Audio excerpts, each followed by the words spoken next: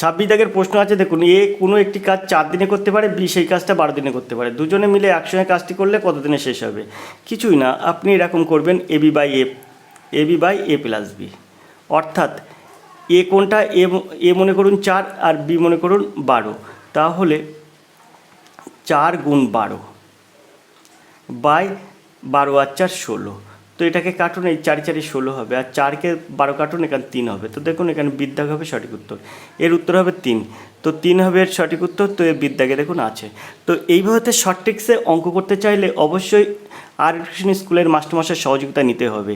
দেখুন যে কোনো অঙ্কের একদম শর্ট ট্রিক্স কীভাবে আপনি শর্টে এটা সমাধান করতে পারবেন, দেখার সাথে সাথে উত্তর হয়ে যাবে। এই ফর্মুলা যদি আপনি জানেন তাহলে একদম 30 সেকেন্ডের মধ্যে উত্তর হয়ে যাবে, 30 সেকেন্ডও লাগবে না, 10 সেকেন্ডের মধ্যে আপনি 3 উত্তর করে দেবেন। আশা করি এটা আপনারা করতে পারবেন। আমরা চলে যাবো 27 দাগের এই প্রশ্নে। প্রশ্ন হচ্ছে 7 বছর আগে এ ও বি এর বয়সের অনুপাত ছিল 3:4, 9 বছর পরে তাদের বয়সের অনুপাত হচ্ছে 7:8, বি এর বর্তমান বয়স কত হবে? তো দেখুন এই অঙ্কগুলো কিন্তু খুবই সহজ। আপনি এই যে অপশান আছে না, এই অপশান টেস্ট করেই আপনার সঙ্গে সঙ্গে ধরতে পারবেন। আমি এখানে ধরে ফেলেছি, কিন্তু ধরে ফেলেছি এর সঠিক উত্তর কী হবে। এখানে আপনাকে মনে করতে হবে, এখানে বলছে যেহেতু এখানে বলছে দেখুন 9 বছর পরে তাদের বয়সের অনুপাত হবে এটা, আর 7 বছর আগে ছিল এটা। তাহলে এখানে 7 বছর আগে ছিল 3:4, আর 9 বছর পরে তাদের বয়সের অনুপাত হবে এটা। এখন এখানে বলছে বিয়ের বর্তমান বয়স কত, তো বিয়ের বর্তমান বয়স যদি আপনি 23 ধরেন, তাহলে 7 বছর আগে কত ছিল, 23 থেকে 7 বিয়োগ করুন, তাহলে আপনার কত হবে?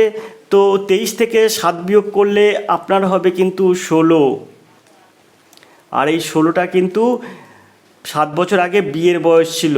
তাই কিন্তু এখানে বলেছে না 7 বছর আগে এ আর বি এর বয়সের অনুপাত 3:4, তাহলে আমরা যদি এখানে এ দেই আর এখানে যদি বি দেই, তাহলে বির বয়স যদি 16 বছর হয় 7 বছর আগে, 7 বছর পরে হচ্ছে 23, তাহলে এখানে এই দেখুন 4 কিন্তু 16 দ্বারা বিভাজ্য। এই যে 16 বছর হলো, এই 16 বছরটা 4 দ্বারা বিভাজ্য, অর্থাৎ আপনার এটা সঠিক উত্তর হয়ে গেছে। তো এখানে 4 4 16, তাহলে 3 4 12, এই 12 বছর ছিল কিন্তু 7 বছর আগে। 7 বছর আগে এর বয়স ছিল 12 বছর, 7 বছর আগে বীর বয়স ছিল 16 বছর। এটাই যদি আপনি ক্যালকুলেশন করেন অর্থাৎ অনুপাতে প্রকাশ করেন, তাহলে দেখুন 3:4 হবে, এটা কিন্তু হবে। আশা করি আপনারা বুঝতে পেরেছেন। ঠিক আছে, এটা যদি হলো তাহলে স্যার এটা হচ্ছে কি করে আমরা একটু দেখে নিই। তো 9 বছর পরে তাদের বয়সের অনুপাত 7:8 হবে। তো 9 বছর পরে, অর্থাৎ এখন যদি 23 হয়, 9 বছর পরে কত হবে? বীর বয়স 9 বছর পরে হবে কিন্তু 32।